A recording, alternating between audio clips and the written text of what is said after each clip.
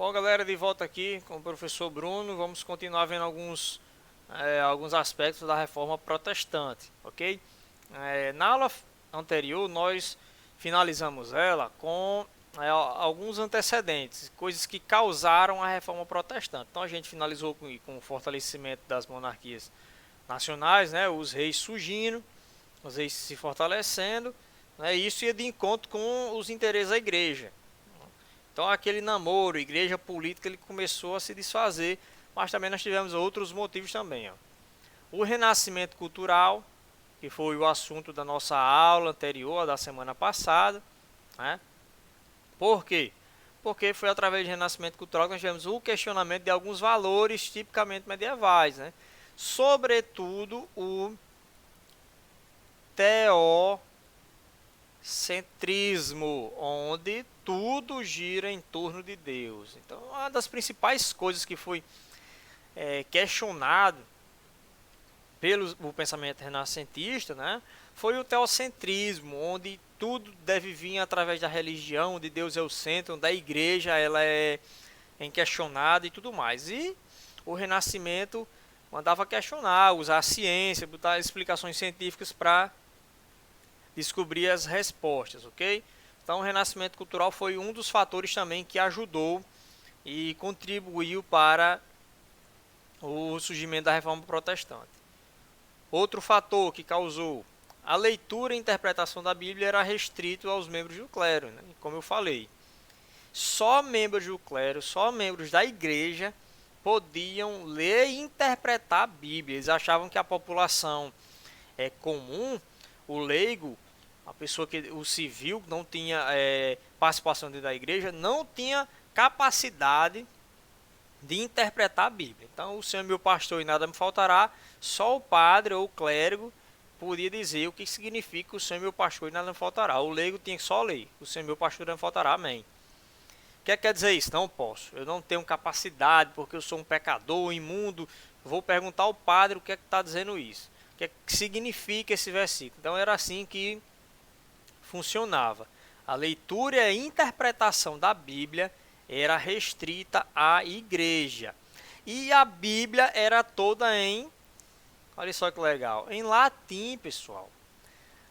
A Bíblia não era na língua comum do povo. Não era. Até as missas eram em latim, mas isso é uma coisa que veio até, se eu não me engano, até 70 anos atrás aqui no Brasil, todas as missas eram em latim. Eu vou pesquisar depois para confirmar, mas a mudança de que as missas devem ser feitas toda na língua comum do povo é algo bem recente, viu? Então era uma doutrina que a igreja segurou por muitos e muitos anos, não acabou nesse período da reforma não. Então, nossos avós talvez, né, e os pais dos nossos avós, eles iam para as missas aqui e escutavam a missa toda em latim, né?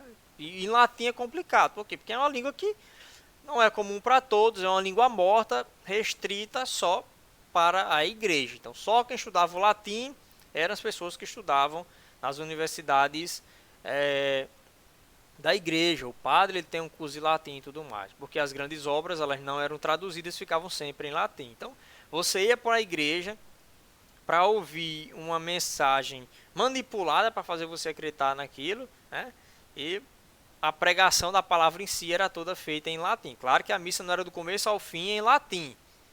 Ele tinha que falar na língua do povo até para ensinar algumas coisas, mas a parte onde era da Bíblia, as leituras bíblicas, recitar a Bíblia, tudo isso era em latim, né? E as orações também eram em latim. Um negócio muito interessante. Então o povo ficava lá só sem entender nada, mas era assim que funcionava. Então você não podia ler a Bíblia, não podia interpretar, e se você lesse, a Bíblia está em latim, uma língua que você não saberia ler. Tá? A mesma coisa eu pegar uma Bíblia em mandarim, eu não vou saber onde é o primeiro amém dela, não. Os primeiros reformadores, as primeiras pessoas que questionaram os abusos, a luxúria, a riqueza da igreja, foram esses dois aqui, John Wycliffe e John Hus. Sabe o que foi que aconteceu com eles? Foram mortos, né? Foram acusados pela igreja de heresia porque estavam ensinando algo que ela não concordava, estavam criticando a igreja por ter abandonado a caridade pela luxúria. Eles criticaram a corrupção moral, né, sobretudo a corrupção moral, a corrupção política que existia, e por isso eles foram mortos. John Wycliffe na Inglaterra e John Hus na Tchecoslováquia, ok? Então, eles foram os primeiros precursores da reforma, foram os primeiros a questionar a igreja, mas perderam a vida por causa disso, para você ver como a igreja ela não queria abrir mão dos seus ensinos, porque eles davam muito lucro, ok? Né? E por falar em lucro, nesse período aqui foi quando começou o projeto da Basílica de São Pedro, a atual Basílica lá do Vaticano, aquela igreja imensa, maravilhosa, uma arquitetura espetacular em estilo romano, né, e gótico. E para fazer uma obra daquela, com material, tudo do bom e do melhor, precisa de muito dinheiro. Então, nesse período aqui, no início do século XVI, houve um aumento da cobrança, não da cobrança, mas da venda de indulgências, para que fosse arrecadado mais dinheiro para poder construir a Basílica de São Pedro. Né? E é nesse contexto, né, que surge Martinho Lutero. Esse aqui é considerado o reformador da igreja.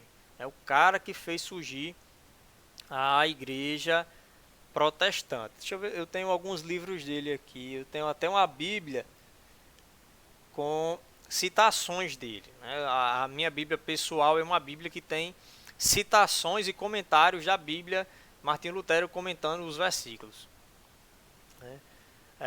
Então, Martinho Lutero é o considerado o reformador. Ele que rompeu aí a questão dos ensinos da Igreja Católica medieval. Né? Por que ele não foi morto, Bruno, igual os outros? Porque alguns príncipes do Sacro Império Germânico protegeram ele porque gostaram dessa nova doutrina, gostaram do pensamento dele e protegeram ele, esconderam ele num castelo, e aí ele, mesmo condenado à morte, não foi assassinado. Então vamos lá. Quem era Martinho Lutero? Nascido na Alemanha, é o pai do luteranismo. Até hoje existem as igrejas protestantes luteranas. No Brasil elas são bem menos, mas na Europa é muito forte. Ele era um monge agostiniano. Né? Um monge agostiniano. Ele se tornou monge depois de um acontecimento pessoal. Na biografia dele, ele estava vindo para casa e começou uma tempestade com muitos raios. E aí ele se ajoelhou com medo de morrer e fez uma promessa a Deus, que se ele escapasse daqueles raios, daquela tempestade, ele iria ser padre. Ele escapou e aí ele entrou na igreja e se tornou monge. Então ele se tornou monge por causa de uma promessa que ele fez a Deus, que se escapasse daqueles raios, daquela tempestade, ele iria ser monge. E aí ele foi, como ele escapou, ele cumpriu a promessa que ele tinha feito. Era um monge agostiniano, né? Os agostinianos são conhecidos por ser, como se fossem os jesuítas também. Eles pregam a humildade, né? É um grupo da igreja, até hoje existem vários, mas é um grupo da igreja que prega a humildade, pensar mais no próximo, ok? Então ele já vai começando a criticar alguns costumes clericais, ou seja, alguns costumes da igreja, como o luxo, né, e a corrupção. Ele vai fazer uma viagem a Roma. Depois que ele já é professor e doutor em teologia. Ele era monge agostiniano, ele foi doutor em direito e doutor em teologia. Era um homem muito estudado. Então, ele viajou para Roma, a capital, né, do mundo naquele período, é a capital do catolicismo. Quando ele chegou lá, ele viu padres entrando em cabarés, né, alguns padres namorando, padres que fazem o voto do celibato namorando. Tinha imagens e coisas para você comprar, santinho de madeira e tudo, para cada coisa. E ele começou a ver que aquilo ali estava um pouco diferente do que ele observava na Bíblia. É essa Bíblia que ele começou a ter contato depois que entrou na faculdade de teologia. E aí ele começou a ver e ele não concordava com essas coisas. Rapaz, está errado, adorar esses santos, adorar imagens de escultura é errado, não tem na Bíblia. E ele começou a alimentar isso em seu coração. E aí começaram a vender muitas indulgências para a construção da Basílica de São Pedro. E aí foi o estopim. Quando ele viu as indulgências sendo vendidas e enganando a população, principalmente mais pobre, ele, em 1517, né, que é o marco da reforma, ele em 1517 vai escrever um documento chamado As 95 Teses. As 95 Teses é um documento onde tinha 95 críticas às práticas da igreja, sobretudo a cobrança de indulgências e ao poder do Papa. Então ele vai dizer, se o Papa é tão bom, por que ele mesmo não salva a alma do povo? Por que o povo tem que pagar? Né? Vocês podem depois olhar na internet a íntegra das 95 teses, ok? Eu tenho um livro aqui que tem elas, mas se eu for pegar aí vamos perder tempo. Mas observem aí na internet, vocês podem ler as 95 teses, vocês vão entender bem direitinho quais eram essas críticas de uma maneira bem mais aprofundada, ok? Então, 95 teses contrárias aos atos, ou seja, às atitudes e aos dogmas. O que são dogmas? São as verdades absolutas, são os ensinos da igreja. Então, ele foi lá na igreja de Wittenberg, até hoje essa igreja está lá em pé, você pode visitar ela, né? Qualquer 30 mil reais você vai na Alemanha e visita ela. Lá na igreja de Wittenberg, ele pega as 95 teses e prega na parede, para todo mundo ver. Ele chegou já chutando o balde. Ó, a igreja está errada, isso aqui está errado, está errado. 95 críticas à igreja ele vai fazer. Ok, pessoal? Com isso, ele é convocado a dar explicações à igreja, né? E é feita a seguinte situação. Você vai renegar tudo que você escreveu contra a igreja, aí ele vai dizer, se vocês me mostrarem na Bíblia que eu estou errado, eu renego tudo.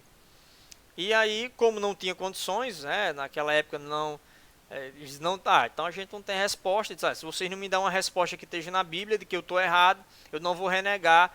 Com isso, ele é considerado herege, é excomungado, ou seja, ele é expulso da igreja. Ele perdeu o cargo que ele tinha na igreja e é condenado à morte. Mas por que ele não morre igual a John Hus ou John Wycliffe?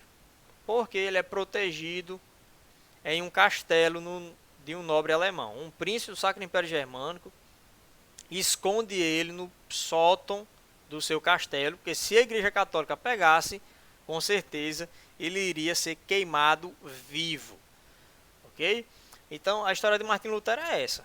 Era um monge, se tornou estudante de teologia, pôde se aprofundar, pôde ter contato com o Novo Testamento. Quando ele teve contato com o Novo Testamento, ele viu que as práticas de igreja medieval eram contrárias ao que estava escrito na Bíblia, e aí ele começou a protestar.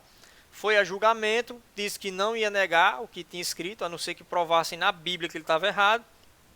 Com isso ele foi excomungado. Então, eu quero que vocês entendam o seguinte, pessoal. Martinho Lutero não queria acabar a igreja católica. Martinho Lutero, ele não queria nem sair da igreja católica. Ele queria apenas que ela parasse de fazer o que tinha de errado. Então, essa foi a ideia. Ele sempre deixou isso bem claro. Eu nunca quis deixar de ser católico, de fazer parte da igreja católica apostólica romana. Só que ele queria reformar ela. Quando você reforma um quarto, você muda de quarto? Não, você pega o seu quarto, que está precisando da pintura, você organiza, você pinta, você faz, bota cimento, não está precisando. Era isso que Martinho estava tentando fazer. Então a palavra reforma se encaixa muito bem aqui. Ele não queria mudar de igreja, né? Só surgiu uma igreja evangélica protestante porque ele não foi mais aceito dentro da igreja católica apostólica romana. Mas a ideia dele foi sempre de mudar, né, reformar a igreja, mas continuar nela. Ou seja, uma nova igreja, uma igreja bonita, sem defeitos, sem mácula. Era assim que ele queria. Como a igreja viu que se seguisse as ideias de Lutero, iam perder muito lucro, porque iam parar de vender indulgências, iam parar de vender relíquias sagradas, eles iam perder muito a sua riqueza do seu luxo. Então, por isso que ele não foi aceito. As ideias de Lutero foram todas condenadas. Os seus livros foram queimados, todos os seus ensinos. Ele escreveu vários livros, pessoal. Vários livros, muita coisa, ok? Então, É basicamente isso a respeito do nosso querido Martinho Lutero. Na próxima aula a gente vai ver os princípios básicos do luteranismo. Um abraço.